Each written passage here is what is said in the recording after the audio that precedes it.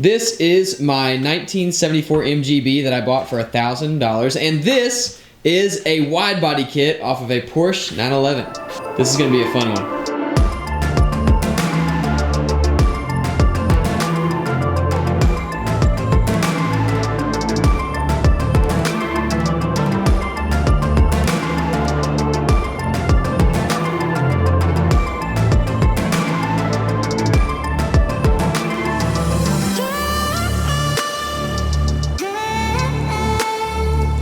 Alright, so if you missed the end of the last video, go check that out. I did a render of where we're going with this car, and it is quite wild. And at the end of that video, I put this kit, or this piece of kit on. Now this is a wide body flare off of a 911 GT2. I'm not sure, I think it's a GT2. You Porsche guys can tell me, but also I'm trying to get myself to start saying Porsche because I read somewhere that that's how it's supposed to be pronounced, but my entire life I've been saying Porsche, and so you're gonna hear me flip-flop. I'm working on it though. I wanna be correct. So this thing does fit super, super well. I mean, it's actually really surprising. If there wasn't this body line in the MG, it would fit close all the way down. But it fits really well. Now it's a little bit too wide in the back, but we're gonna cut some pieces off of this and kind of pull that in a little bit. And it's a little too wide in the front, but as you can see, there's some room to come in as well. Now we're gonna have to make a cut for the door, but overall it's gonna be fairly unmodified. I was thinking about this last night. I've been pulling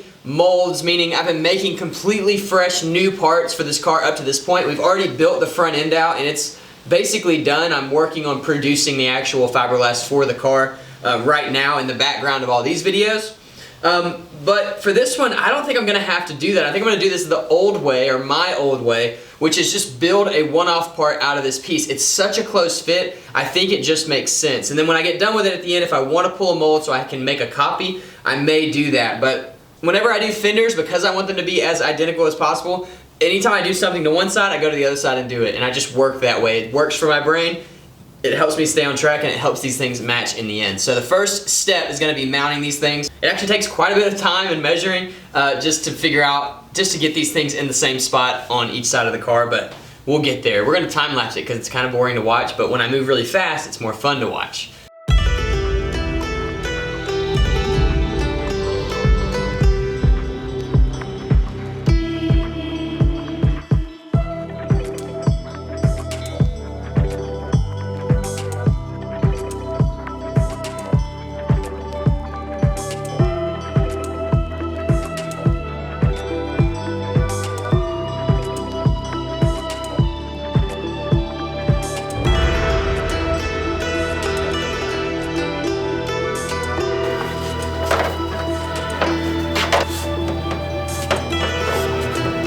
Now you should be able to see, excuse me, yeah. Now you should be able to see what I'm talking about. So before, this fender stuck out past the wheel in the back, and now you can see it's right in line. Looks really great. Now, I gotta decide if I'm gonna like push this in, which drives that out a little bit, or what, I don't know. I may cut this, I don't know, we'll see. But still very impressed with the fitment of this kit to this car that it doesn't belong on. Very, very nice.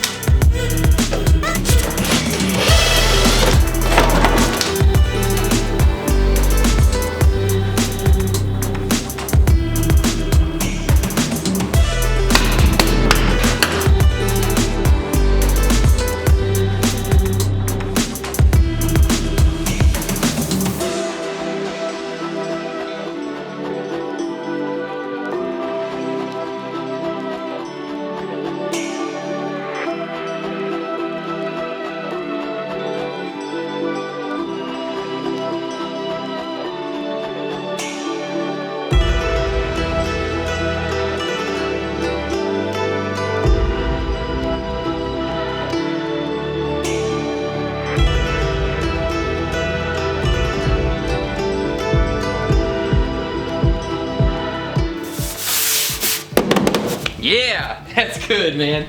That is so good.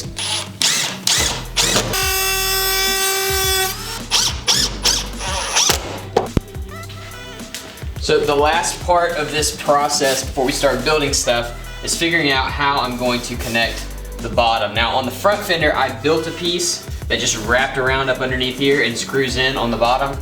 That works really well, but it's also kind of labor intensive.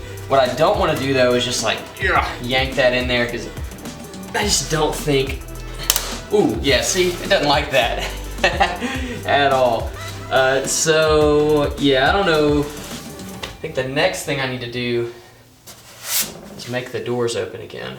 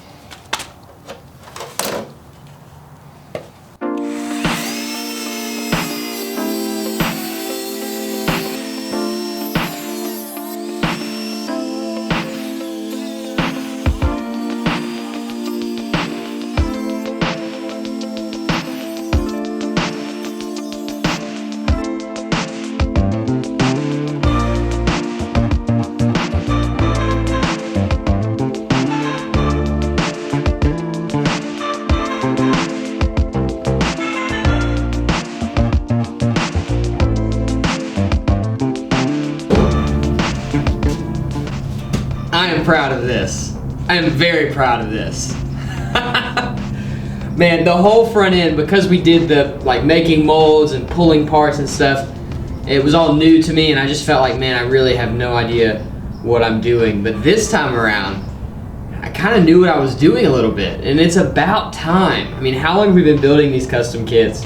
They always seem like they take forever, and this one's gonna be done tomorrow. And I'm very excited about that. Now, this just came out so great, and I'm so happy about it because it just fits the car. And I think there's a few reasons, a few things I did differently here than any other kit that I've ever made that made the most massive difference in production and in time. Now, the coolest part about this, I think, is that if you took this kit now that we've modified it, and put it on a 911 to try to create a GT2 replica or whatever, it wouldn't fit. It wouldn't fit at all. And in fact, it wouldn't even look right because you'd have weird angles and odd body lines that come in that it would not even match up with the car, which is just awesome. So this is officially a wide body kit for a MGB GT, and it looks insane. So a couple things for you guys that want to do this. I know a lot of you guys watch my channel because you want to build this kind of stuff. You want to see what I do, kind of my DIY ways of building these kits. And there's a few things I did with this one that are different than what I've done in the past, and I think it made a huge difference in the amount of time this took, which was not very much. The first is this kit. I found a kit from a similar era, from a car with similar body lines. So Porsches are very round over the top and on the fenders and everything, and this car is as well. And so that helped tremendously in just getting this thing placed just where I needed it to be and getting it to fit. I didn't have to do a lot of cutting, I didn't have to do a lot of shaping or anything like that. It just wanted to fit. So that's number one, is finding a fender that is, or a car I guess, that is similar enough to your car that you won't have to modify much. Now, another thing that I did is I used all these screws, and basically what I did is I put a screw in the center and then worked my way around and added screws just wherever it was kind of wavy or ripply or didn't want to fit the body quite well. I added a screw. Now, where these body lines are, I went ahead and just cut the kit. I didn't try to make it fit or just ignore it or whatever. I cut the kit and made a new piece so that this would fit into the body line. Now what I did that for was style. What I didn't realize was it was gonna change the way the kit conformed to the car. I no longer had this piece of car pushing out against the kit anymore. And when that happened, it allowed me to roll this front of the fender inwards, which I wasn't planning on doing. Now, hopefully that doesn't create clearance issues for me later. Right around here, we may end up having some clearance issues, but we'll cross that bridge when we come to it. It all depends on what happens when we lower the car. I just don't know. But what that did was making this cut here and making that cut there, it allowed the fender to suck in towards the body a little bit more. It made this piece right here fit on the back of the car a lot better, along with obviously trimming that back piece out. And we ended up with a fender that fit basically like it was supposed to. The only part that didn't was down at the bottom. And my original plan was just to build kind of a step out and let the bottom kind of hang out wide. Now, as I was doing all this other work, I started realizing I was getting more flexibility on the bottom of the part, and I was able to just pull the part in and screw it down to hold it in place. Now, as the fiberglass kind of sits in this shape for long periods of time, it will conform, it will take on the new shape of the car. And then the final part was in these places where I did fiberglass, I was pretty meticulous about how I laid my fiberglass. I picked very small spots. I ground back the spots that I knew I was going to be laying glass on the inside and the outside and laid in only the amount that I needed. And then I cleaned the part off with acetone from any drips. Drips and stuff I used to just kind of let go, and it takes a lot of time to sand resin. It's very, very hard, and it often leads to having irregularities in the panel itself. So getting all of that extra resin off is going to save me time in the long run, and it obviously saved me time today.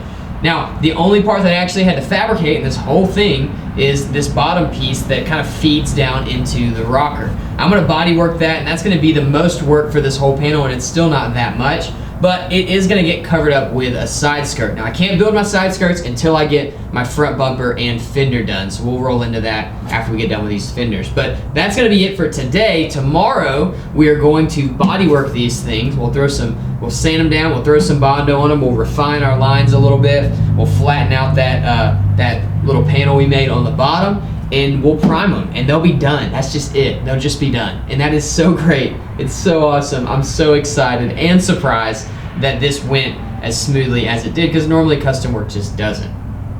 All right. I love it. I love it. I hope you guys are enjoying this build as much as I am. I talked to someone about an engine swap this week, and we have an engine swap figured out. I know what I'm going to be doing.